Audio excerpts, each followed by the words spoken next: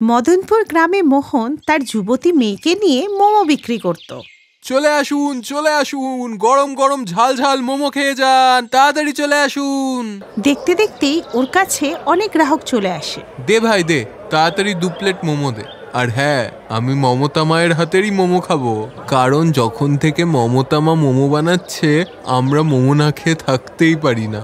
Uncle, এই সব মোমো আমিই বানিয়েছি, এখনই আপনাদের দিচ্ছি। কিছুদিন পরে পাত্রপক্ষ ওকে দেখতে আসে। দাদা, আমার ছেলে টেলারের দোকান। আমার ছেলে কাজ করে ভালো উপার্জনই করে, আর বাড়িতে আমি আর আমার ছেলে ছাড়া আর কেউই নেই। তাই ভেবেছি ছেলের বিয়েই দিয়ে দিই। হ্যাঁ, ঠাকুরমশাই আপনাদের কথা বলেছিলেন, আমাদের এই সম্বন্ধ পছন্দ। বিক্রম আর মমতার বিয়ে 1 মাসের মধ্যেই হয়ে যায়। ও নিজের শ্বশুরবাড়ি চলে আসে আর বধূবরণের অনুষ্ঠান শুরু হয়। বউ তো তোমাদের খুবই সুন্দর। বলো বৌমা, তুমি আর কি কি পারো?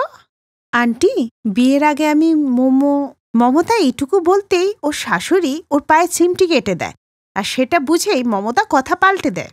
আন্টি, বিয়ের আগে আমি প্রচুর মোমো খেতাম, যদি মোমো বানাতে পারতাম কত ভালো হতো। এরপরে রাতে পালা ছিল প্রথম রান্নার। মা, আমার প্রথম রান্নাতে আপনাদের সবার জন্য মোমো বানিয়ে দিই। বৌমা, আমি জানি মোমো বানানোর পোকাটা তোমাকে খুব কামড়াচ্ছে, কিন্তু আজকের পর থেকে এই কথাটা আর বলবে না, নাহলে সবাই সত্যিটা জেনে যাবে। হ্যাঁ, মা ঠিক বলছে। পাড়ার লোকেরা ভুলেও যদি জানতে পারে তাহলে তো আমাদের মান সম্মানের কিছু থাকবে না। তাই তুমি গিয়ে ডাল ভাত রান্না করো। যাই হোক, মমতা রান্নাঘরে গিয়ে উদাস মনে ডাল ভাত রান্না করতে লাগলো। খাবার খেয়ে সবাই শুয়ে পড়ল। পরের দিন জলখাবার খেয়ে বিক্রম তার দোকানে গিয়ে কাপড় সেলাই করতে লাগলো। এইভাবেই সময় কেটে যাচ্ছিল। একদিন শাশুড়ি বৌমা বাজার থেকে সবজি আনতে গিয়ে দেখলো যে সেখানে মোমোর দোকানে অনেক লাইন। মা, আজকে এখানে খুব বেশি ভিড় মনে হচ্ছে না? এখানে তো তোমাকে আনাই উচিত হয়নি, বারবার মোমোর দিকেই তোমার নজর চলে যাচ্ছে। একদম বলছি ওইদিকে তাকাবে না। এইভাবে মমতা অনেকবার চেষ্টা করলো মোমো বানানোর, কিন্তু ওর শাশুড়ি আর বর মিলে ওকে আটকে দিল। আর এইভাবেই বেচারি আর মোমো বানাতে পারলো না। এইভাবেই কিছুদিন কেটে গেলে একদিন বিক্রমের দোকানে আগুন লেগে যায়। ওর সমস্ত মালপত্র যন্ত্রপাতি সব পুড়ে ছাই হয়ে যায়। এরপর চিন্তিত হয়ে সে বাড়িতে এসে সব কথা বলে। চিন্তা করিস না বাবা, বিধির লিখনকে কে খণ্ডাতে পারে। হ্যাঁ মা, ঠিক বললে। এখনো সব শেষ হয়নি, দোকানের ইন্স্যুরেন্স ছিল, আমি কালই গিয়ে কথা বলছি। পরের দিনই সে বীমা এজেন্টের কাছে যায় আর সব কথা তাকে বলে। কিন্তু দেখুন, আপনি অনেক মাস ধরে প্রিমিয়াম দিচ্ছেন না। আমরা আপনাকে অনেক মেল করেছি, কিন্তু আপনি কোনো রেসপন্স করেননি, তাই আপনার অ্যাকাউন্ট সাসপেন্ড করা হয়েছে। মাফ করবেন, আমরা আপনাকে সাহায্য করতে পারবো না। বিক্রম ওই এজেন্টের কাছে অনেক কান্নাকাটি করলো, কিন্তু উনি ওকে একদমই সাহায্য করলেন না। এরপরও হতাশ হয়ে বাড়িতে ফিরে আসে। মা, যখন আমি রোজগার করতাম তখন পাড়ার লোকেরা আমাদেরকে আত্মীয়র মতো দেখত। রোজ কেউ না কেউ এসে খাবার খেয়ে যেত। বাবা, তুই ওদের কথা ভাবনা বন্ধ কর, নিজের কথা ভাব যে এরপর তুই কি করবি। যদি তোমাদের ঠিক বলে মনে হয় তাহলে আমি আবার আমার মোমোর বিজনেসটা শুরু করতে পারি কি? না বৌমা। এইভাবেই ধীরে ধীরে সময় কাটতে লাগলো আর পয়সাও শেষ হতে লাগলো। তারপর একদিন হঠাৎ পাড়ার সব লোকেরা তাদের আত্মীয় স্বজন নিয়ে এসে উপস্থিত হলো। বাড়ি, ছাদ সমস্ত কিছু ভরে গেল আত্মীয় স্বজনে। তখনই পিসেমশাই বললেন, কিরে বাবা, তুই এত আত্মীয় স্বজন দেখে অবাক হয়ে গেছিস, তাই না? হ্যাঁ পিসে মশাই, আজকে কি কোনো বিশেষ দিন? আমিও তো কিছু বাবা বুঝতে পারছি না। হ্যাঁ বৌদি, আজকে আপনার ছেলে আর বৌমার অ্যানিভার্সারি, আপনি ভুলে গেছেন? আমরা কিন্তু পার্টির কোনো সুযোগ ছাড়ি না, তাই চলুন কোনো ভালো রেস্টুরেন্টে গিয়ে খাওয়া দাওয়া হবে। এই শুনে বিক্রম আর ওর মা চিন্তায় পড়ে যায়। আর শাশুড়ি বৌমার বিক্রম বাইরে এসে কথা বলে। মা, এখন আমি এতগুলো লোককে পার্টি কি করে দেব? আগের ব্যাপারটা আলাদা ছিল, কিন্তু এখন তো আমার কাছে আর কোনো পয়সা কড়ি নেই। এখন আমাদের কাছে একটাই রাস্তা খোলা আছে। তুমি যেখান থেকেই হোক কিছু জিনিসপত্র জোগাড় করো, আমি এদের সবাইকে মোমো বানিয়ে দেব। কথা দিচ্ছি সবাই খুশি হয়েই ফিরবে। আশা করি এতে তোমাদের ইনসাল্ট হবে না, কারণ আমি তো আর বিক্রি করতে যাচ্ছি না। আর পার্টি দেওয়া না হলে এর থেকেও বেশি অপমান হবে। এইবার বৌমা ঠিকই বলছে, বৌমার কথা মেনে নে। বাবা তুই যা, ধারে কিছু মোমো বানানোর জিনিসপত্র কিনে আন। ততক্ষণ আমি আর বৌমা অতিথিদের সামলাচ্ছি। এরপর বিক্রম তাড়াতাড়ি বাজারে গেল আর ধারে যা জিনিসপত্র পেল সব নিয়ে চলে এলো। মমতা একাই 1000 লোকের জন্য মোমো বানাতে শুরু করলো। ও নানান ধরনের মোমো বানালো, ডালের মোমো, আলুর মোমো, কিছু রং বেরঙের মোমো, আর কিছু মোমো তো ও চিনির রসেও ডুবিয়ে দিল। এরপর সন্ধেবেলা পার্টিতে সবাই নানান রকমের মোমো দেখে অবাক হয়ে গেল। আরে বৌমা, এত রং বেরঙের মোমো তো আমি আগে কোনোদিনও দেখিনি। এগুলো কি কোনো ঠেলাওয়ালার কাছ থেকে নিয়ে এসেছো? আরে না, এগুলো আমার বৌমা বানিয়েছে। বৌমা, ওই দিন যে বললে তুমি নাকি মোমো বানাতে পারো না, তাহলে আজকে তুমি 100 কেজিরও বেশি মোমো কি করে একা বানিয়ে ফেললে? আপনারা মোমো খেয়ে বলুন কেমন হয়েছে, বাকি কথাগুলো পরে বলবো। আপনারা খান। সবার প্রথমে তো বিক্রম আর মমতা কেক কাটলো, তারপর সবাই মোমো খেতে শুরু করলো। ওই অতিথিদের মধ্যে একজন ব্যক্তি ছিলেন যিনি একটা রেস্টুরেন্টের মালিক ছিলেন। মোমো খেয়ে উনি বললেন, বাহ মা, এত ভ্যারাইটির মোমো তো এর আগে আমি কোনোদিন দেখিনি। এত রং বেরঙের মোমো, মিষ্টি মোমো, ঝাল মোমো, বাহ দারুণ। যদি তুমি কিছু মনে না করো তাহলে তুমি কি আমার রেস্টুরেন্টে কাজ করবে? আমি প্রত্যেক মাসে তোমাকে 1 লাখের বেশি স্যালারি দেবো। মমতা এই সুযোগটা ছাড়তে চায়নি, তাই সে বলল, মা, আমি কি ওনার রেস্টুরেন্টে কাজ করতে পারি? ওখানে কাজ করলে তো আর তোমার অপমান হবে না। এছাড়া আমাদের কাছে তো আর অন্য কোনো পথও নেই। আমাদের অবস্থা যে খুবই খারাপ। মা, আমার মনে হচ্ছে মমতা ঠিকই বলছে। আমরা কোনোদিন ওর ট্যালেন্টের কদর করিনি। কিছুক্ষণের মধ্যেই হাজার হাজার লোক ওর মোমোর প্রশংসা করতে লাগলে রেস্টুরেন্টের মালিক খুব খুশি হন। কি ব্যাপার মা, 1000 লোকের রিভিউ তো আমি এখানেই পেয়ে গেলাম। তুমি একবার হ্যাঁ বলে দাও, তারপর দেখো কয়েক মাসের মধ্যেই আমাদের রেস্টুরেন্ট গোটা শহরে ট্রেন্ড করবে। ঠিক আছে স্যার, আমি আপনার রেস্টুরেন্টে কাজ করতে রাজি।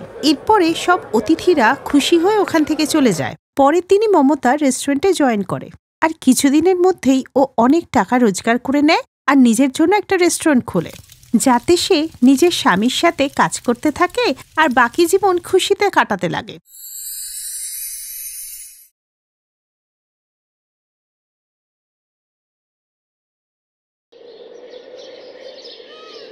শীতকাল ছিল আর পাহাড়ের উপরে তুষার ঝড় চলছিল, আর ওই ঝড়ের ঠান্ডা হাওয়া সবাইকে ঘরের ভিতরে থাকতে বাধ্য করছিল। সবাই শীতে কাঁপছিল। কাকা, এবার তো পুরো মজাই চলে আসলো। এমন বরফ পড়েছে মনে হচ্ছে যেন ইন্ডিয়ায় সুইজারল্যান্ড হয়ে গেছে।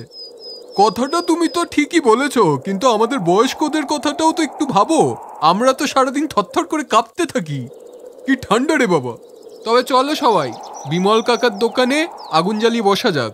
চলো, ওখানেই সবাই গল্প করব, আর তাহলে তোমাদের ঠান্ডাও লাগবে না আর গল্পও হবে। হ্যাঁ হ্যাঁ, এটাই ঠিক হবে। চলো চলো। ওরা সবাই বিমল কাকার দোকানে বসে আগুন পোয়াচ্ছিল। ওই দিনই ওই গ্রামের একটি প্রতিষ্ঠিত পরিবারের বধূবরণ চলছিল। কাকা, প্রধান সাহেবের পরিবারটা কত বড়, মনেই হয় না যেন একটা পরিবার। মনে হচ্ছে একটা গ্রামই যেন দুভাগে ভাগ হয়ে গেছে। এক অংশে আমরা থাকি আর এক অংশে ওনাদের পরিবার। আরে অন্তত প্রধান সাহেবের জন্য আমরা পেট ভরে নেমন্তন্ন তো খেতে পাই। হ্যাঁ, এত বড় পরিবার। কখনো কারুর জন্মদিন হয় তো কখনো কারুর বিবাহ বার্ষিকী। এই পরিবারটা গ্রামের সবথেকে প্রভাবশালী আর বড়লোক পরিবার ছিল। এই বাড়ির মালিক ঠাকুর রণবীর সিং গ্রামের প্রধান ছিলেন, ওনার বাড়ির বাইরে। আমি তো শুধু এটাই বুঝতে পারছি না যে ওদের বাড়িতে যে নতুন বৌমা এসেছে সে এত লোকের সাথে কি করে মানিয়ে গুছিয়ে থাকবে। ওর তো এরকম অভ্যেসই নেই মনে হয়। কাকা, তোমার না সবকিছু নিয়ে সমস্যা, বুঝলে তো? আরে ওদের বাড়ির ব্যাপার, ওদের বৌমার ব্যাপার সে দেখবে, তোমারও তো কি। হ্যাঁ, শহরের মেয়ে রাধা এই বিশাল পরিবারের অংশ হতে চলেছিল, কিন্তু তা সহজ ছিল না। ওর 50 জন ননদ ছিল, আর তাদের প্রত্যেকের স্বভাব আর পছন্দ আলাদা ছিল। এবার থামো, অনেক হয়েছে বধূবরণ। তোমাদের যে যার মতো করে বরণ করে নিয়েছ, এবার নতুন বৌমাকে ঘরে আসতে দাও। হে ভগবান, এই বাড়িটা তো কোনো রাজপ্রাসাদের থেকে কম নয়। এত বড় বড় ঝাড়বাতি, এত লাইট, এ তো আমি জীবনে প্রথমবার দেখলাম। আর এ কি, বাইরে এত ঠান্ডা আর ভেতরে এত গরম। কি হলো বৌদি, তুমি এত কি ভাবছো? ভাবছিলাম এই আধুনিক যুগে আমার শ্বশুর মশাই আমার জন্য 50টা ননদ কি করে বানিয়ে ফেললেন। আরে কিছু মনে করো না, আমি মজা করছিলাম।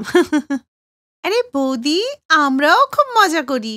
শ্বশুরমশাইয়ের রক্ত যে মজা তো করবেই। দেখো তো, মজা করতে করতে 50টা ননদের জন্ম দিয়ে দিলেন উনি।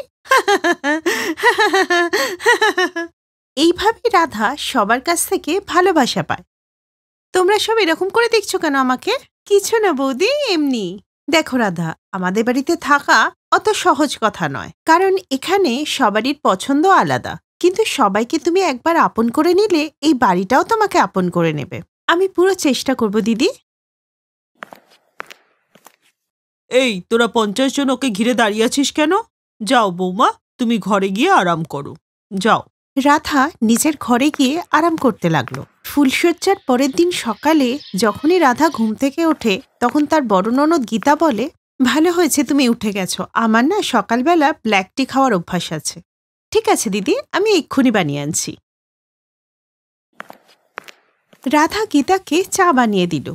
যখনই তার চা বানানো শেষ হলো, তখনই অন্য ননদ ওখানে চলে এলো।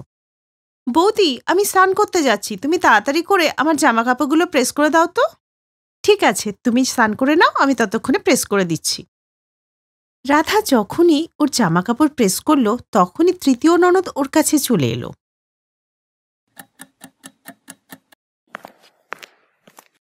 বৌমা, ওদের কাজ হয়ে গেলে ছাদে আমার কাপড় আছে, নিয়ে এসো, ঠিক আছে? এখনই আনছি মা। এইভাবেই সকালে উঠে কেউ ওকে দিয়ে চা বানাতে বলে, কেউ ওকে জামা কাপড় প্রেস করতে বলে।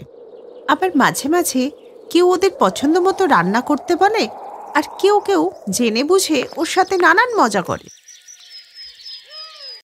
বৌদি বলো তো, আগে ছেলে না মেয়ে? আগে মেয়েই হবে, কারণ মেয়ে না হলে ছেলে জন্মই নিতে পারবে না। তখনই ওখানে ওর শাশুড়ি চলে আসেন। এত রাত হলো, তোরা কি বৌমাকে ঘুমাতে দিবি না? যাও বৌমা, তুমি গিয়ে ঘুমিয়ে পড়ো। এইভাবেই সবাই ওকে বিরক্ত করত, কিন্তু রাধা হার মানার পাত্রী ছিল না, আর আস্তে আস্তে ননদদের মন জয় করতে লাগলো। একদিন আবহাওয়া দপ্তর থেকে সতর্ক জারি করা হলো যে এবছর খুব তুষার ঝড় হবে, তাই সবাইকে ঘরে থাকার পরামর্শ দেওয়া হলো। দেখুন, ঠান্ডার শৈত্যপ্রবাহ খুব বেড়ে চলেছে, স্কুল কলেজ সবকিছু বন্ধ হয়ে গেছে, আরও বাড়তে চলেছে, কেউ ঘরের থেকে বেরোবেন না। গ্রামে এক ব্যক্তি এইসব বলছিল, আর সবাই এই সতর্কবার্তা শুনছিল। আর এর প্রস্তুতি হিসাবে প্রধানের বাড়ির সমস্ত দরজার জানলা মজবুত করে বন্ধ করে দেওয়া হলো। কিন্তু তীব্র ঝড় বৃষ্টি গ্রামকে তছনছ করে দিল। ওই লোকটা যেই ঘোষণা করে গেল, সেই ঝড় বৃষ্টি শুরু হয়ে গেল। এখন রাস্তার ধারে যারা থাকে তাদের যে কি হবে। ভগবান সবার জন্যই কিছু না কিছু ব্যবস্থা করেই দেন। ঝড়ের তৃতীয় দিন রাতে একটা জোরে শব্দ হয়, আর একটা বড় পাথর এসে গ্রামের মাঝখানে পড়ে। একজন লোক প্রধান বাবুর বাড়িতে পৌঁছায়। আরে প্রধান সাহেব, এবার যে কি হবে আমি তো কিছু বুঝতে পারছি না। একটা বড় পাথর এসে গ্রামের মধ্যিখানে পড়েছে, পাহাড় ভেঙে ভেঙে গ্রামে পড়ছে। আর এই খবর প্রধানের বাড়িতে পৌঁছাতেই বাড়িতে হইচই লেগে গেল। কিন্তু সবাই ভয় পেলেও রাধা কিন্তু ভয় পায়নি। আর ও নিজের ননদদের একত্রিত করে বলে, আমাদের কিছু করতে হবে, এই গ্রামটা আমাদের পরিবার, আর ওটাকে বাঁচাতেই হবে। আমরা 51 জন মিলে অনেক কিছু করতে পারি, কিন্তু আমরা কি করতে পারি রাধা? বলছি। এরপর রাধা সবাইকে দায়িত্ব বুঝিয়ে দিল। রাধা আর 50 জন ননদ মিলে এমন কাজ করলো যা কেউ ভাবতে পারেনি। ওরা সবাই জীবিত মানুষদের ওই স্তূপের ভেতর থেকে বার করে নিয়ে আসে, আর তার সাথে এটাও শেখালো যে সবাই মিলে একসাথে যে কোনো বিপদের মোকাবিলা করা যায়। হ্যাঁ মা, তোমরা তো আজ এমন কাজ করে দেখালে যা বড় বড় নেতা মন্ত্রীরাও করে দেখাতে পারবে না। ঝড় থেমে গেলে গ্রামের প্রত্যেকটা ব্যক্তি প্রধানমশাইয়ের পরিবারকে ধন্যবাদ জানায়। রাধা নিজের বুদ্ধি আর ননদদের সাহায্যে এটা প্রমাণ করে দিয়েছিল যে কোনো কাজই অসম্ভব নয়। ওই দিনের পর থেকে গ্রামে সবাই রাধার নাম খুব সম্মানের সাথে নিত। Best buddies.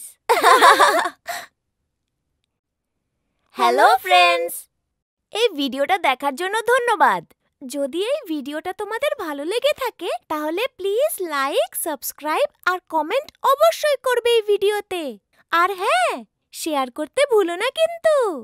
আরো অনেক মজাদার ভিডিও দেখার জন্য নিচে দেওয়া এই বেল আইকনটাকে প্রেস করো। দেখতে থাকো বেস্ট বাডিজ।